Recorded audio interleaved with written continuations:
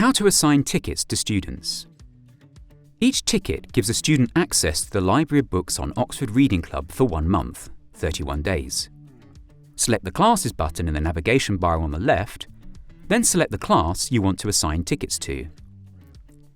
Click the Redeem button and then click Redeem again in the side panel that appears on the right.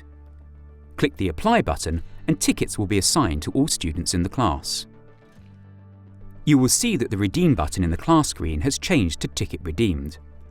If you want the class to have access to the collection of books for longer than 31 days, you can use the Auto Redeem feature. If you turn this feature on, new tickets will be assigned to the students automatically on the first day of every month. To turn it on, select the Auto Redeem button, then click Confirm in the side panel that appears. You can turn it off in the same way if you ever need to. Any unused days from a student's initial ticket will be added to the final ticket at the end of the last one assigned to them, to ensure each ticket provides the full 31 days of access. You can also assign tickets to multiple classes at once.